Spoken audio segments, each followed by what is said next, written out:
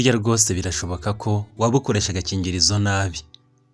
Ndetse burya amakosa menshi yo gukoresha agakingirizo nabi, abantu benshi bagakoresha bayagwamo. Kubera ko batayazi kandi kubera ko badasobanukiwe neza n'uburyo agakingirizo gakoreshwa. Usanga umuntu apfa kwambara atazi ibyo ari byo, ariko burya gukoresha agakingirizo ushobora gukoramo amakosa menshi yatuma ushobora kwandura sida cyangwa se izindi ndwara zandurira mu mibonano mpuzabitsina harimo n'amahepatite. Nanone ushobora no kuba ushobora gutera inda cyangwa se ugaterwa inda mu gihe utayiteganyije, mu gihe wakoze aya makosa agera ku 10 tugiye kukubwira. Muri rusange burya gukoresha agakingirizo ni bumwe mu buryo bushobora kuba bwizewe bwakurinda indwara zandurira mu mibonano mpuzabitsina, no ku rundi ruhande bikakurinda no kuba ushobora gutwara inda utateganyije. Undi arebye ni nabwo buryo bwonyine bushobora kukurinda ibyo bintu bibiri. Ariko ku rundi ruhande usanga abantu benshi barenga 80% by'abantu bakoresha agakingirizo bagakoresha nabi. Ibyo bikagabanya rero kwizerwa kwako ndetse n'akamaro kakugirira mu rwego rwo kugakoresha. Muri rusange rero niyo mpamvu twasema kukubwira aya makosa agera ku 10 bakora mu gihe bakoresha agakingirizo, kubera ko ashobora gutuma gacika, kakaba kashobora kuvamo cyangwa se kakananirwa kukurinda ibyo bintu twakubwiye, harimo indwara zandurira mu mibonano mpuzabitsina ndetse no kuba watwara inda utateganyije. Tudatinze rero reka turebere hamwe ayo makosa tukubwire n'uburyo wayirinda. Ikosa rya mbere burya abantu benshi bakora ni ukutita ku ngano y'agakingirizo bagiye kugukoresha cyangwa se size yako, bakagereranya n'igitsina bafite.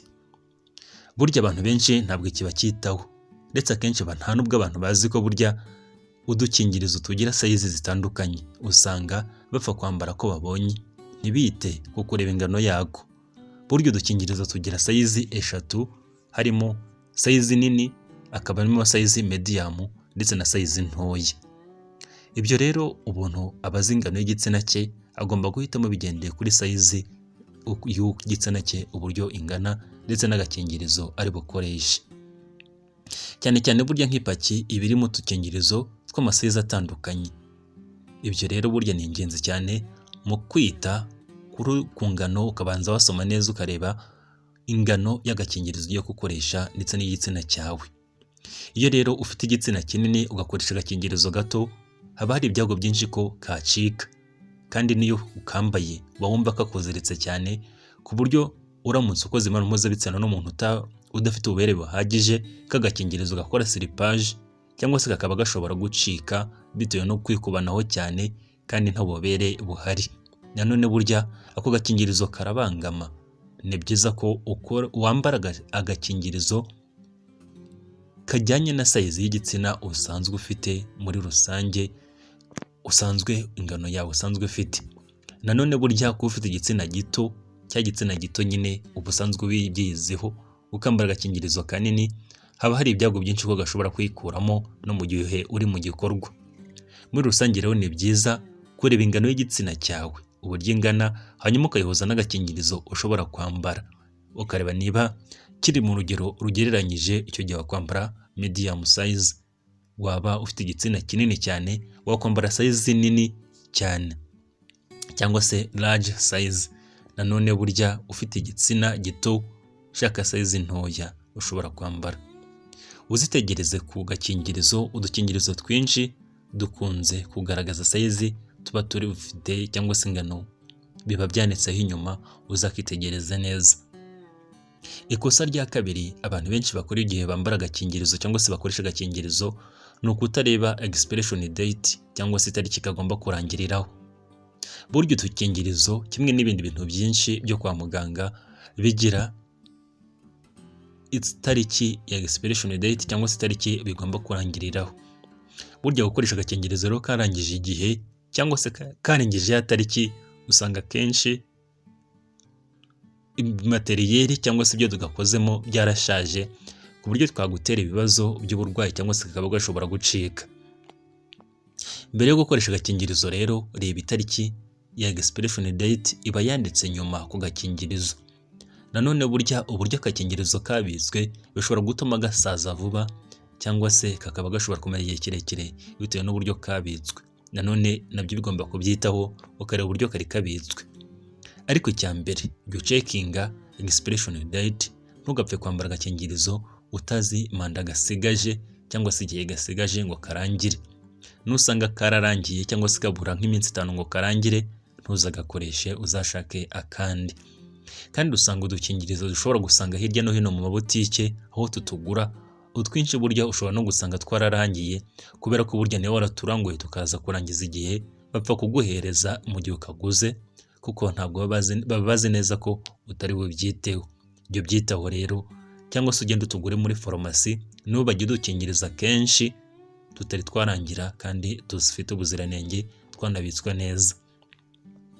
Ikosa rya gatatu abantu benshi bakora mu gihe bambara agakingirizo cyangwa se mu gihe bagakoresha, no kugafungura nabi.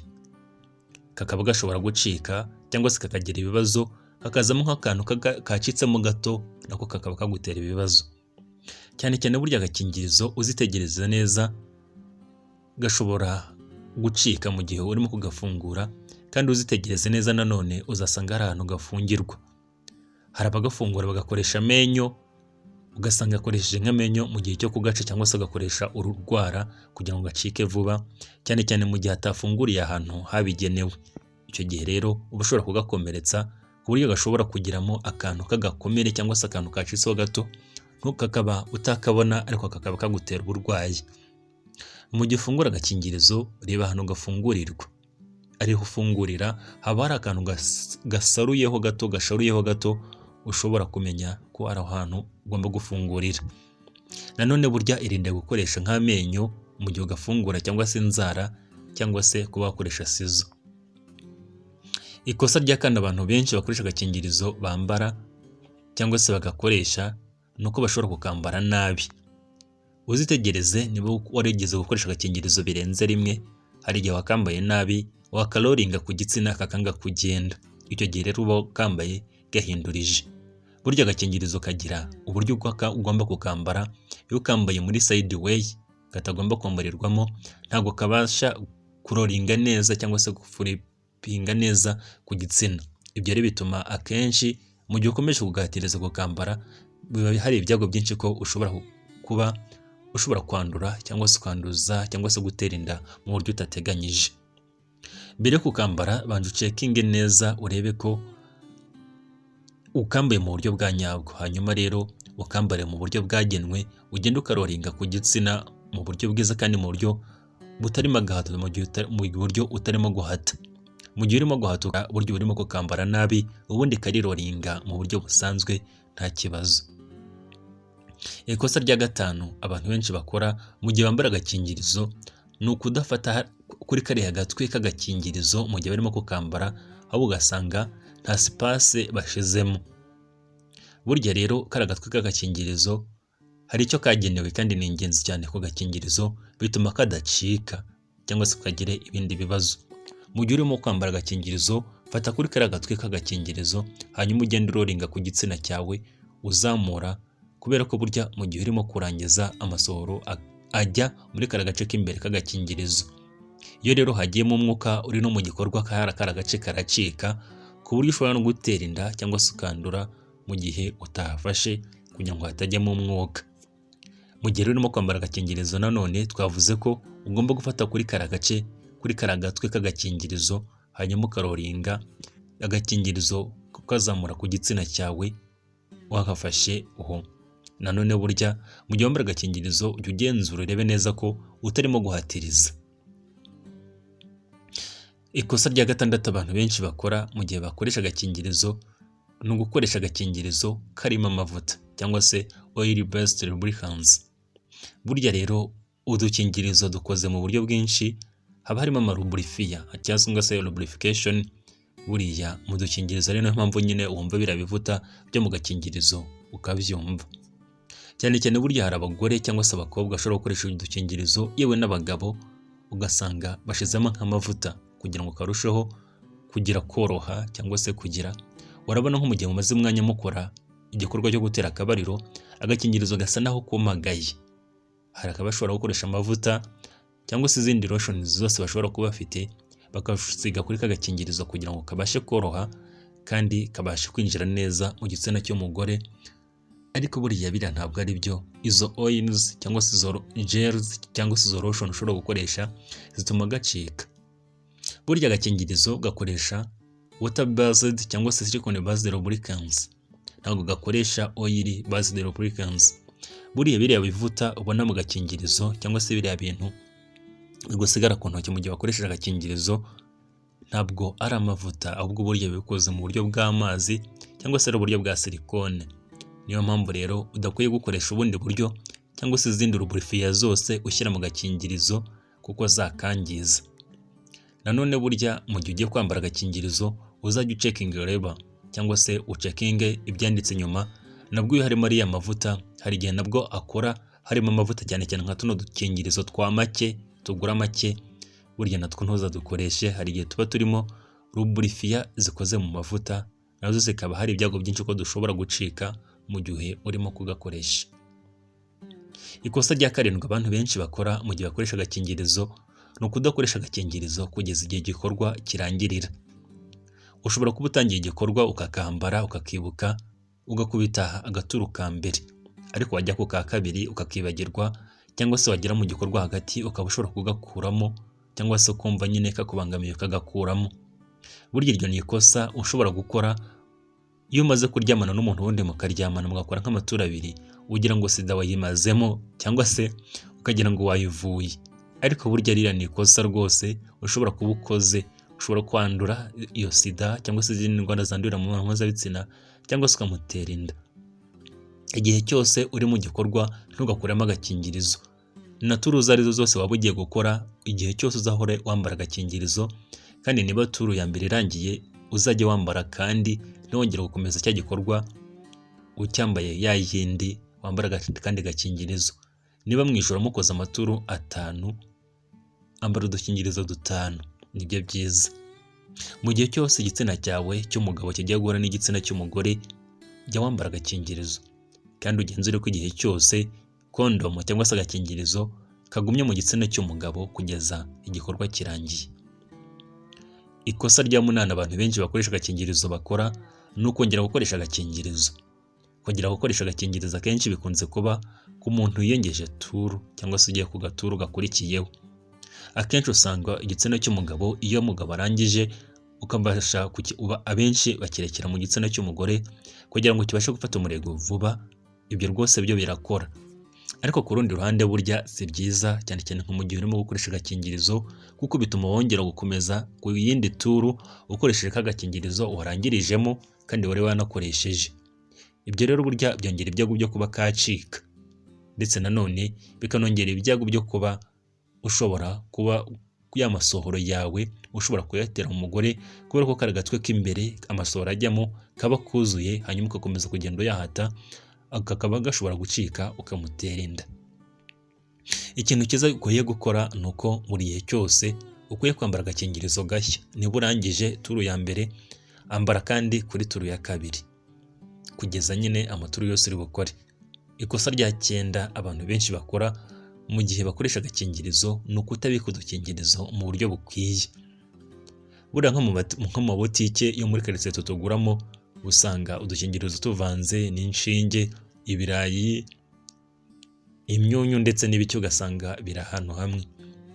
Buriya rero udukingirizo dushobora kwangirika mu buryo bworoshye, cyane cyane burya duhuye n'ubushyuhe bwinshi tugahura na friction cyangwa se indi presiyo yose ishobora kutugeraho, burya bituma udukingirizo twangirika.